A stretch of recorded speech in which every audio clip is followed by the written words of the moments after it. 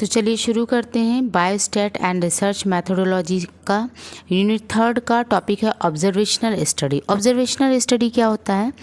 Observational study एक ऐसा study होता है जिसमें जो हमारा रिसर्चर है, जो हमारा साइंटिस्ट है, वो सिर्फ क्या करता है, ऑब्ज़र्व करता है पीपल को, ठीक है, ऑब्ज़र्व करता है पॉपुलेशन को और उसमें से आउटकम्स निकालता है, उसमें से अपने क्वेश्चन के आंसर्स को निकालता है। तो ऑब्जर्वेशनल स्टडी क्या है? इसमें हम कोई भी एक्सपेरिमेंट नहीं परफॉर्म करते हैं। इसमें हम क्या करते हैं, ना हम एक्सपेरिमेंट परफॉर्म करते हैं, ना कोई ट्रीटमेंट देते हैं, कुछ भी नहीं। बस हम क्या करते हैं कि हमने जो भी लोगों को ऑब्ज़र्व करना है, हमने उनको सेलेक्ट कर लिया है और सेलेक्ट करने के बाद हम क्या कर रहे हैं, उनको सिर्फ कई सालों तक ऑब्ज़र्व कर रहे हैं और ऑब्ज़र्व करके हम देख रहे हैं कि कौन सा ऐसा रिस्क फैक्टर है जिसकी वजह से उनको पर्टिकुलर डिजीज़ हो रही है। उसी को हम क्या कहते हैं, ऑब्जर्वेशनल स्टडी कहते हैं। टाइप्स ऑफ ऑब्जर्वेशनल स्टडी, तो इसमें आता है cohort studies, case control study और क्रॉस सेक्शनल स्टडीज़ आती हैं। कोहार्ट स्टडी, कोहार्ट का मतलब क्या होता है, करेक्टरिस्टिक्स, मतलब लक्षण शो करना, है ना। तो हम इसे कह सकते हैं कि ये रिस्क फैक्टर से रिलेट करता है। मतलब कि हम कह सकते हैं कि अगर कोई लक्षण शो करता है तो हम ये कह सकते हैं कि आपको ये हो सकता है। सपोज दैट कि कोहार्ट स्टडी में एग्जाम्पल दिया गया है लंग कैंसर का, बताया गया है कि जो हमारा लंग कैंसर है, लंग कैंसर है, ये बिकॉज ऑफ स्मोकिंग होता है, स्मोकिंग की वजह से होता है। तो स्मोकिंग क्या हो गया, हमारा रिस्क फैक्टर है, या हम कह सकते हैं कि एक टाइप का लक्षण है, ये एक टाइप का करेक्टरिस्टिक्स है जिसकी वजह से क्या होता है, लंग कैंसर होता है। तो हम क्या करते हैं कोहार्ट स्टडी में कि ग्रुप ऑफ पीपल ले लेते हैं, पॉपुलेशन ले लेते हैं, सैंपल ले लेते हैं। सपोज दैट हमने 100 का पॉपुलेशन ले लिया है, ठीक है। अब इस 100 के पॉपुलेशन में से हमने इनको डिवाइड कर दिया है 2 पार्ट में। एक है जो स्मोकर हैं हमारे, और एक है हमारे जो नॉन स्मोकर हैं। स्मोकर में हमारे आ गए अबाउट 60 लोग और नॉन स्मोकर में हमारे आ गए अबाउट 40 लोग आ गए, ठीक है। तो हम फिर क्या देखते हैं कि कई सालों तक ये स्टडी चलता है, ठीक है। तो इसमें हमने एक टाइम पीरियड हमारा सेट रहता है 10 साल, 20 साल, 15 साल, ठीक है। सपोज दैट कि हमने इसमें 12 ईयर के बाद, 12 साल के बाद हमने इसमें देखा कि जो 60 लोग थे उसमें से 45 लोगों को लंग कैंसर हो गया है और 15 लोग ऐसे हैं जिनको लंग कैंसर नहीं हुआ है। वहीं अगर हम नॉन स्मोकर को भी हम 12 साल बाद देखते हैं, है ना, 12 साल बाद इनको देखते हैं, ठीक है। 12 साल बाद देखने का मतलब ये नहीं है कि हम एक बार ग्रुप सेलेक्ट किया और हमने छोड़ दिया। हमने इनको बीच बीच में फॉलोअप लेते रहे हैं, इनको देखते रहे हैं, इनको ऑब्जर्व करते रहे हैं, है ना। तो इसमें क्या हुआ, 40 लोगों में से हमने देखा सिर्फ 5 लोगों को लंग कैंसर हुआ है और इसमें से 35 लोगों को लंग कैंसर नहीं हुआ है ना। तो हमें क्या पता चला इस स्टडी से कि जो हमारा रिस्क फैक्टर है वो उसकी वजह से क्या हो रहा है, हमारा लंग कैंसर हो रहा है। तो हमें यहाँ पे पॉसिबिलिटीज़ पता चलती है कि किसकी वजह से क्या हो सकता है ना, कौन सी डिजीज़ का क्या रिस्क फैक्टर है।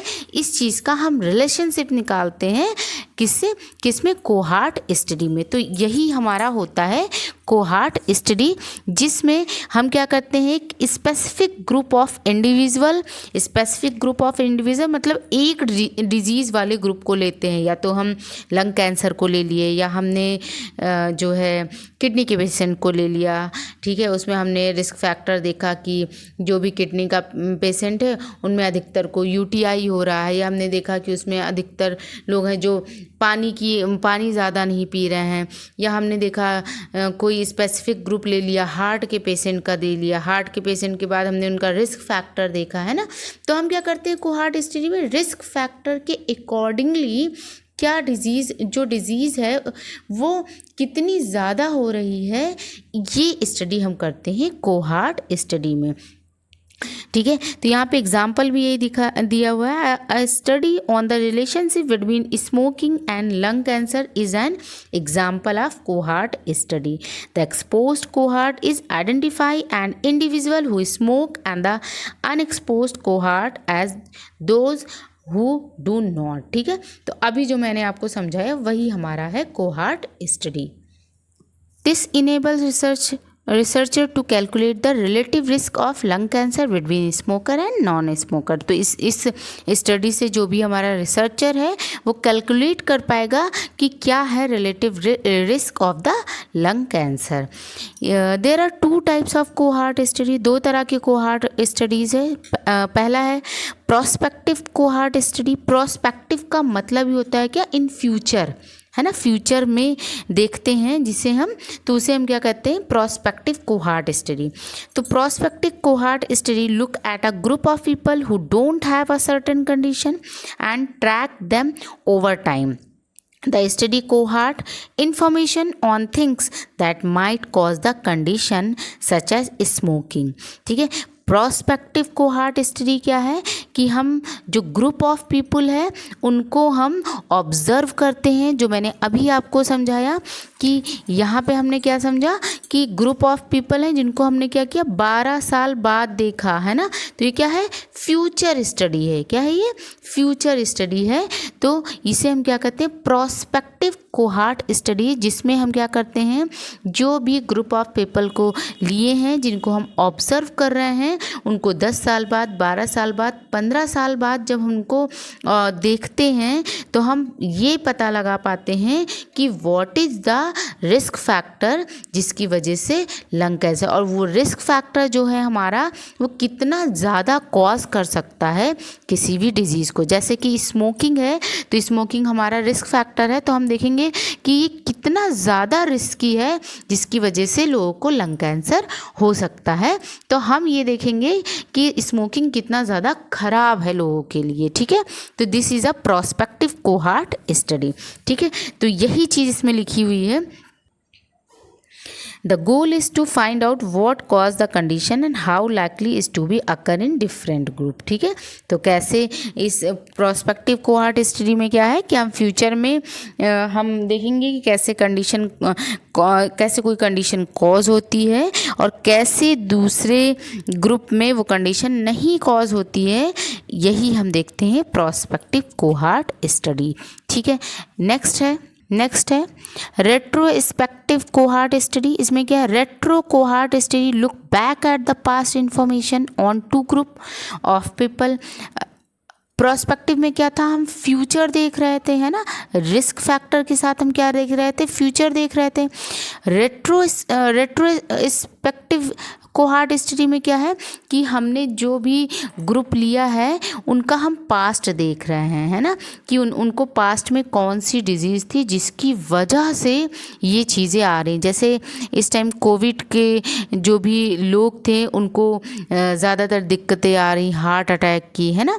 तो हम क्या कर रहे हैं, जब भी कोई पेशेंट को हार्ट अटैक आ रहा है तो हम उनका पास्ट देखते हैं कि उनको कोविड हुआ था कि नहीं, उन्होंने कोरोना वैक्सीन लगवाया था कि नहीं, जिसकी वजह से ये हुआ है ना। तो रेट्रोस्पेक्टिव कोहार्ट स्टडी क्या होता है कि जब भी हम कोई ग्रुप ऑफ पीपल को सिलेक्ट करते हैं रिसर्च के लिए तो हम उनका पास्ट देखते हैं कि पहले तो कोई डिजीज़ नहीं थी, है ना। जब भी हम आज भी है, जब भी हम डॉक्टर को कभी भी दिखाने जाते हैं या कोई भी ऑपरेशन होने जाता है तो डॉक्टर्स हमेशा हमसे पास्ट का पूछते हैं कि भाई पास्ट में आपका कोई और ऑपरेशन हो चुका है या कोई और डिजीज़ रही हो, है ना।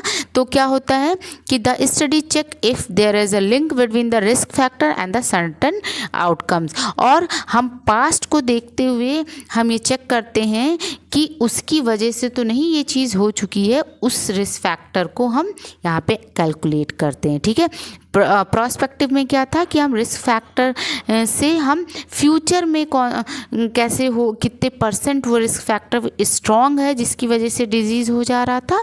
और रेट्रोस्पेक्टिव में हम क्या देखेंगे कि पास्ट में जो भी हमारा रिस्क फैक्टर था उसकी वजह से तो नहीं ये प्रॉब्लम हो जा रही है। इसी को हम क्या कहते हैं, retrospective cohort study. Advantage, by comparing the outcomes of individual exposed to a risk factor or treatment with those who are not. Cohort studies can provide strong evidence of causality.